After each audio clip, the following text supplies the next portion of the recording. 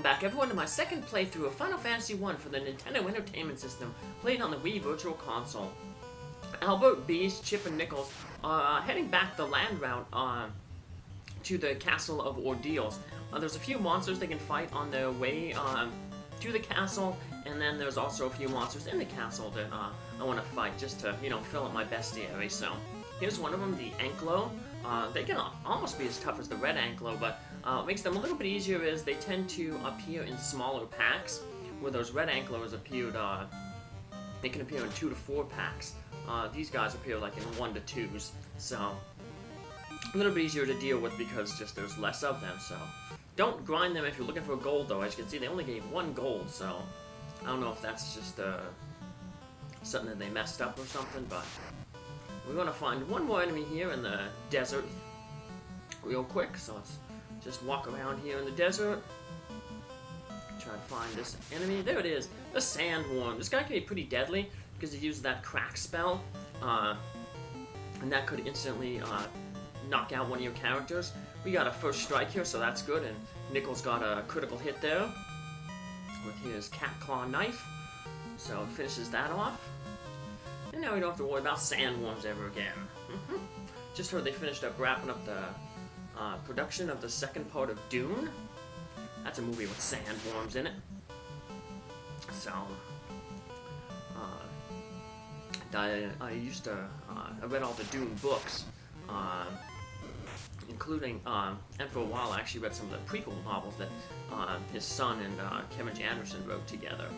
So, finally got the last southern river monster, the gator there. So, good thing we finally hit him. So, let's take him out. So, look, there we go. He is weak to lightning, like most of the other river monsters. In future games, the alligators will be weak to ice. They start to make reptiles and lizards weak against ice. So I'm thinking like in Final Fantasy 4, alligators are weak to ice. So, alright, let's save again here real quick, because there can always be some deadly enemies in here inside the castle. Let's step on in, and we know the deal here. We head to the throne in the northwest, and then we go into the warping pillars. You always take the bottom pillar, and that'll get you through this little maze. So all the enemies we want to encounter are more common on the 3rd floor. You can run into them on the 2nd floor, but they're a little less common here, so I'm just going to try to get to the 3rd floor as quick as possible, so we can fight them 2 new enemies we want to run into. Just keep taking the bottom one.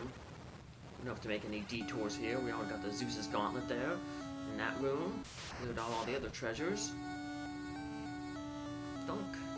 This should put us on path to the 3rd floor. And for these new monsters, the man cats. These guys can be pretty deadly because 75% chance to cast fire too. If they appear in a large pack like this, if all of them cast fire too, that would be really bad. Luckily, Chip and Nichols are protected from fire because one has the ice shield, one has the ice armor. So, and if they last long, they can start casting that slow spell, and that will make our characters lose intelligence, so they won't have as many hits. They'll be reduced down to 1 hit apiece. So, that's what can make these guys pretty bad. So, yeah, they're already starting to slow, and Bert and Nichols got hit, so you already see how bad that is crippling Bert's offense there. Only getting 1 hit there for 26. So, Nichols, though, he's lucky he has the Zeus's gauntlet to help out, but that was a low roll there for the damage. He only did 26. So that's one of the good things about sometimes if you have an item to cast a spell. If your character gets crippled by a slow spell and ain't able to hit multiple times, they can resort back to using an item to cast a spell or do something in combat. Alright, let's head up to the 3rd floor. We got 1 more enemy to meet. Remember, there's a trap tile coming up here. The nightmares. There we go. just one. I think last time we came through we get two. So these guys will be a common enemy in a future dungeon. But for now they're just trap tiles. It seems like a lot of trap tiles end up becoming enemies in future dungeons. The wizards became common enemies in the Oath Cave. The giants that were trap tiles in the Oath Cave became common enemies in just the overworld. The wizard ogres and green ogres that were trap tile in the Oath Cave became common enemies in the Gurgu Volcano. So, alright, here we are. We don't want to step on that trap tile there and fight those zombie mummies. We will eventually have to do that, but let's just wander around here. Now right here I got into a whole, I guess I got a random number, a really high one, because it took me multiple steps, a long time to actually get a new encounter. Wish we could get this when we're trying to travel to like a boss or something, but nope. It'd be nice to get this type of luck in the ice cave. All those deadly enemies in there.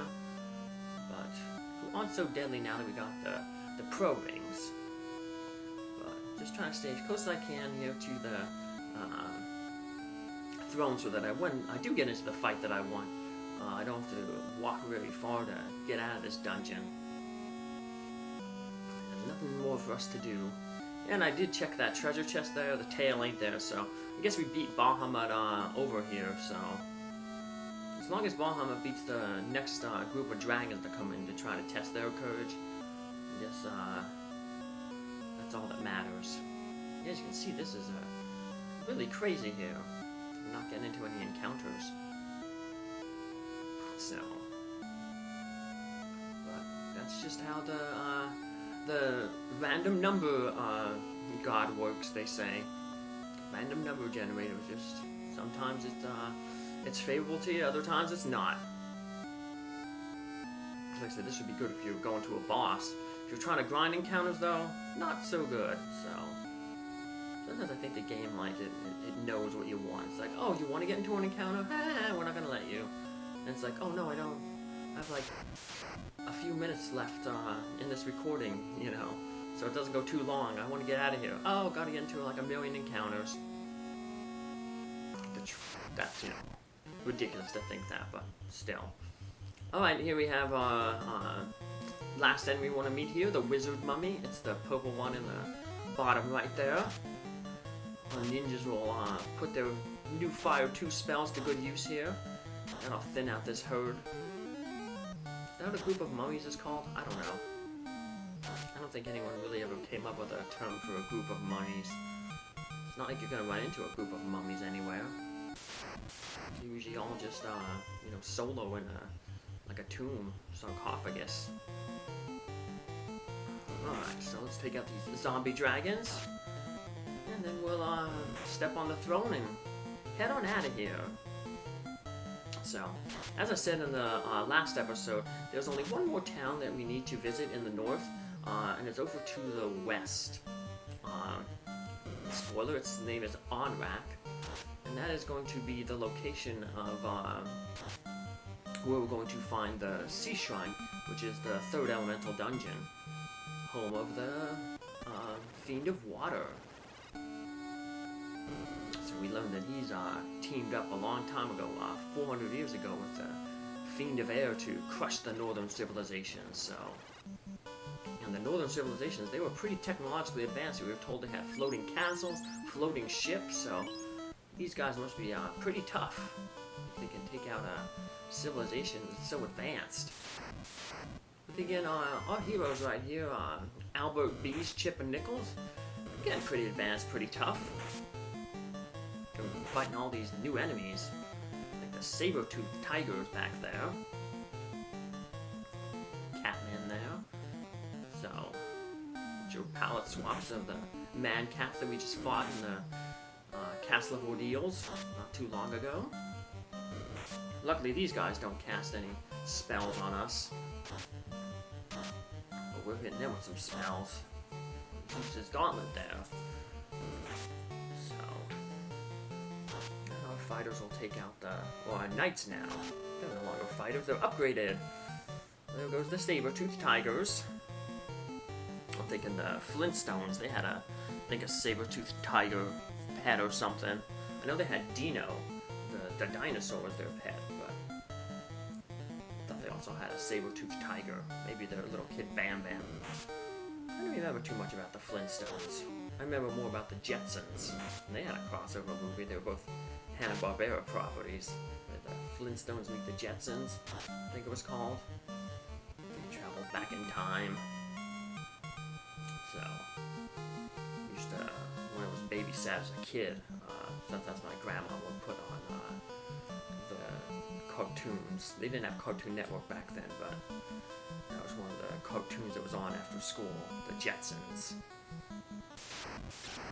So, I don't know if they made a movie out of those. I know there was a cartoon movie, but I know they had like the Flintstones movies that, live action.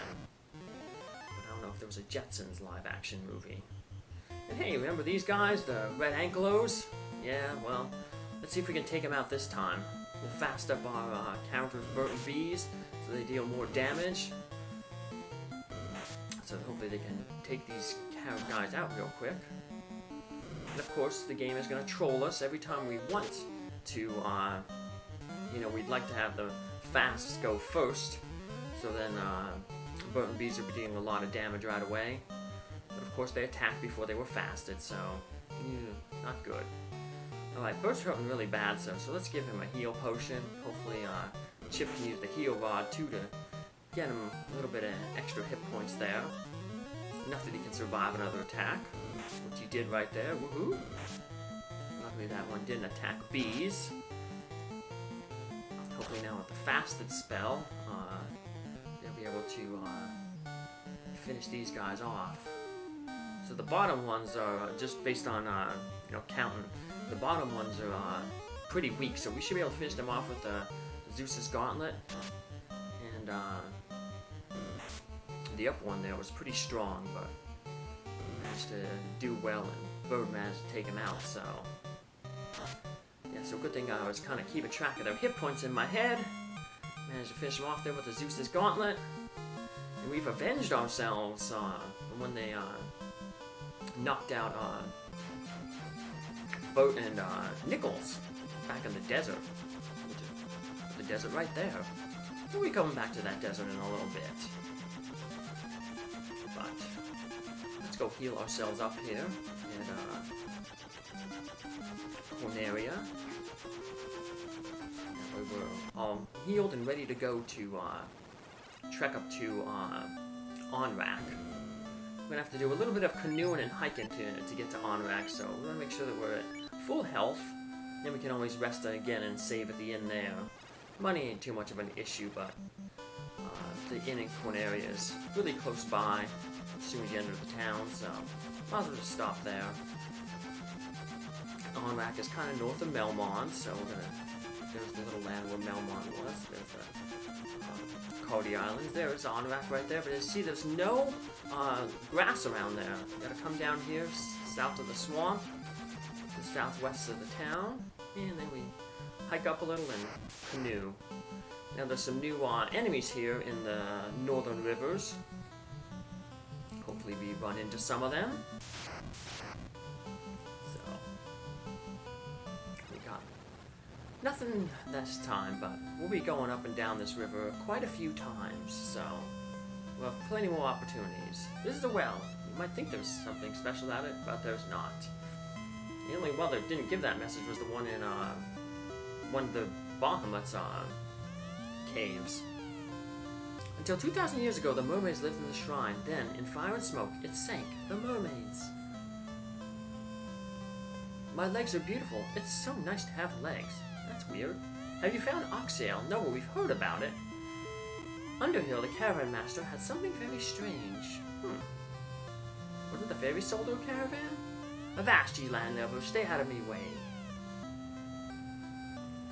Cope says he saw a shining object fall. And someone in Gaia said they saw an object falling to the east, too. This town used to be prosperous 200 years ago. That's when we learned that the fiend of water and air teamed up together to destroy northern civilizations. So, let's talk with these folks over here. There's a witch over there. My father runs the caravan. He is having a closeout sale near the oasis in the western desert. You have legs. Another person talking about legs. So the desert, the oasis is a little, I guess, you think you'd see water, but it's actually what you see is just like a smaller patch of desert by some trees. Well, I see you have been honored. Yes, that guy's dialogue changed a little bit if you don't have your class change. My name is Cope. I saw it north near the waterfall. Believe me, I think it was a robot. So, the waterfall. I was talking about earlier, we're going to have to do some more canoeing later on. We're going to have to canoe north of town to the waterfall. It's a little small mini dungeon. I made a submarine to go to the mermaids, but to go deep enough it will require oxyale. So looks like we're going to have to find that ferry that was bottled up. Like I said, it sounds like it might have been sold to the caravan. Until 200 years ago, the power of water brought us good fortune. And that guy's dialogue will change after you defeat, not the fiend of water, but the fiend of air. Which is weird. Maybe it's just a programming error. But the caravan is something weird for sale. Maybe it's the ferry. We'll have to go check it out. And we have to go wash our face. My brother Dr. Un has studied Leafnish, the language of the Skywards. If he had a slab, he could teach it. Well, we know Dr. Un. Just gotta find a slab. Fables say that when the shrine sank, many treasures were lost. Also, they tell of a cryptic stone plate. Maybe the slab. Well, we picked up a lot of information in this episode, so what are we gonna do with all that information? Find out in our next episode. Take care, have a good day. Bye!